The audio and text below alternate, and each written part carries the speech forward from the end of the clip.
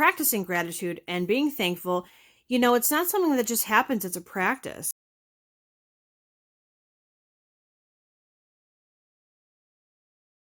Today's topic is gratitude. Where do we find it, why it's important, and what in the world does it have to do with getting and staying sober? This could be good for me. Lately I was feeling like I need a purpose. It's hard early on when perhaps you've lost everything. Perhaps you have to change your people, places, and things because you just can't get sober any other way. Perhaps it's just hard. It has been said that a grateful addict never uses. Is it true that if we are grateful and then we carry gratitude with us, that we won't use? I think that's actually very true.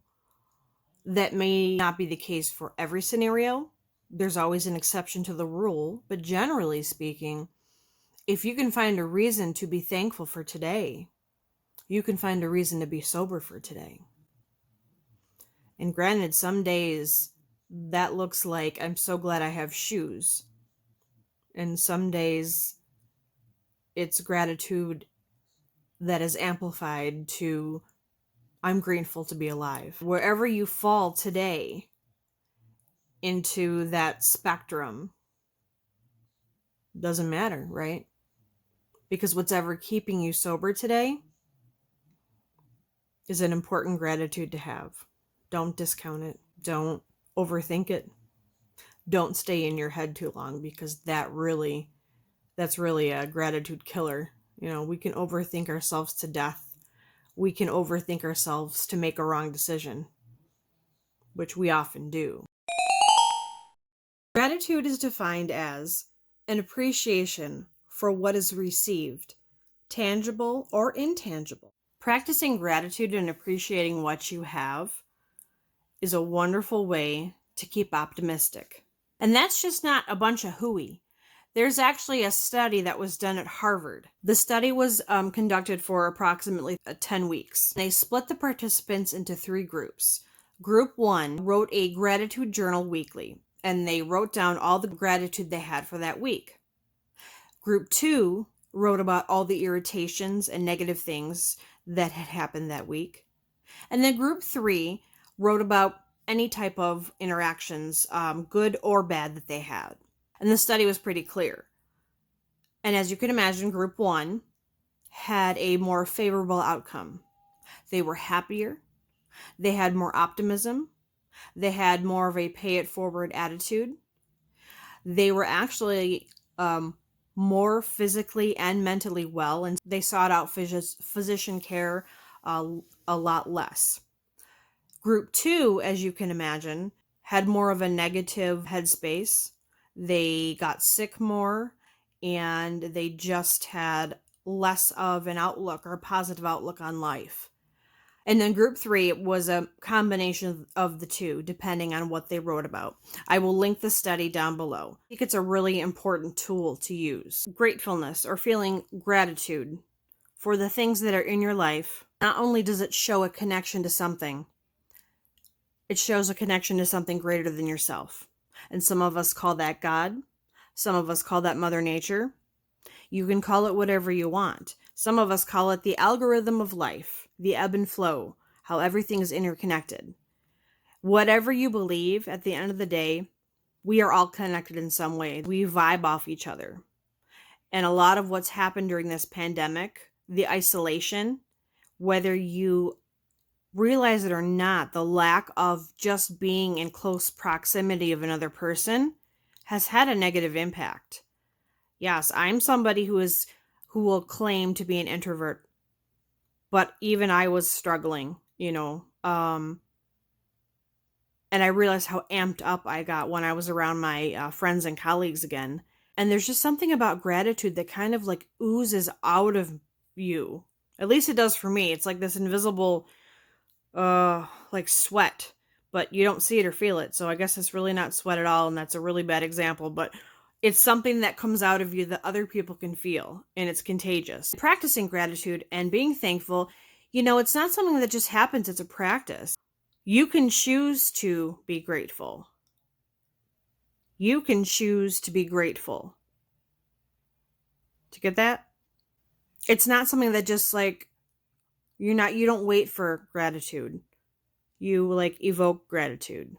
Gratitude also forces mindfulness. Okay, that's not as harsh as it sounds. Forcing mindfulness.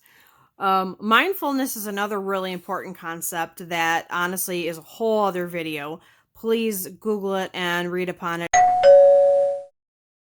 is very much a game changer, especially for those of us who have like crippling anxiety. Mindfulness is a really important tool to bring you to the here and now, right?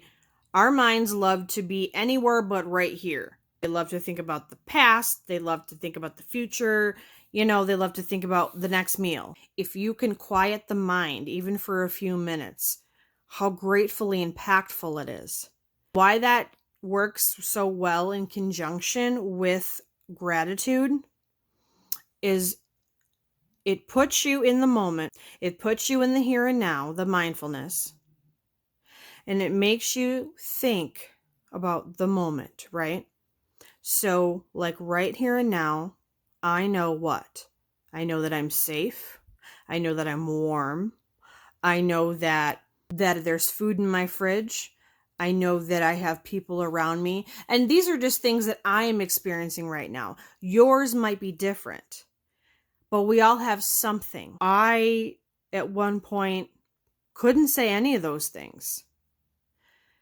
The only thing I could be grateful for was the fact that I had taken a breath this morning to wake up. But that's all that I needed to keep me going.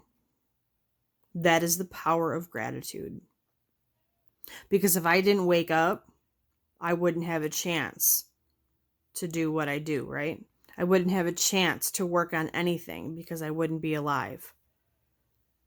You've got to be at the very core just grateful that you are a living being.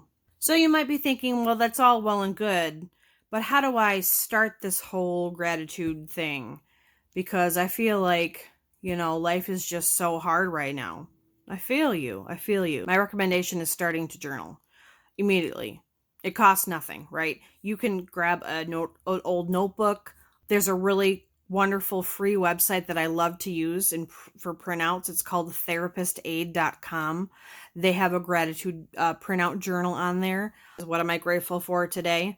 You can call attention to gratitude. The example of that for me would be, when I was in active addiction, I never noticed the beauty. Stop and smell the roses, so to speak. But the sunrise is always gorgeous. And I feel like, that like that's my gift. And I know it's not because everybody can look at it, but I feel like, oh my gosh, I'm so thankful for that sunrise, right? Because it's so beautiful and the colors are amazing.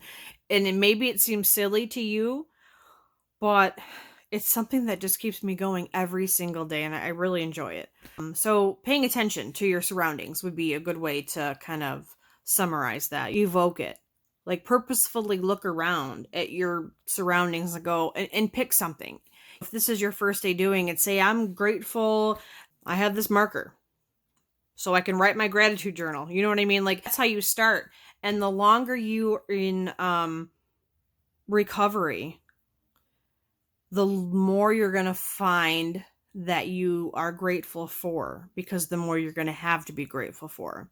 And it's not just material items. It can be anything, like the definition that we talked about, tangible or intangible. You could be thankful for your positive spirit. You could be thankful for the fact that you're maybe really smart, or you know how to critically think, or you're a mathematician, or you know what I mean? Like I could list millions of things, but the point is that you could have gratitude for something. Whether you know it or not, you have some sort of spiritual gift. A lot of people don't know that they have, or they haven't discovered it, but you will. It's there, I promise you.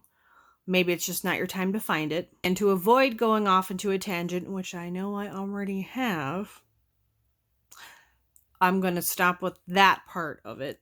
The best thing about gratitude, or finding gratitude, or trying to connect with gratitude, it is completely free. You don't need to go anywhere to find it.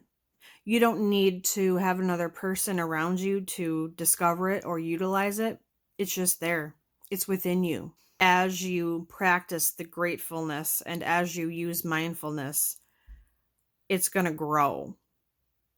And as it grows, it becomes contagious and you're going to infect other people around you. I promise the infection is good because gratitude is not negative, right? Gratitude is positive because it's a thankful, positive approach. People who are struggling with substance use, we are so consumed by negativity and we are so saddened and angered by the things we've done that our thoughts have turned incredibly negative. Like the things we say to ourselves in our head are awful. You know, the things you say to yourself in your head in early recovery or an active addiction, if another person were to say that out loud to you or vice versa, that would be considered abuse. So why is it okay to say it to you? You don't deserve that. And if that cycle keeps going in your mind, you know, you will believe what you tell yourself. So if you tell yourself all these awful negative things, which is what we do, you're going to believe yourself, right? So what are you thankful for today? Comment below. Let me know what you're thankful for. If you got a story to tell, let me know. I'm so interested in hearing it. I think the more that we speak about substance use and about our struggles, the more we will destigmatize. As I always say, connection is key. Discovery is key. And the sky above us is limitless. Thank you so much for hanging out with me today. My name is Jen, and this is my YouTube channel, Sober Like Me.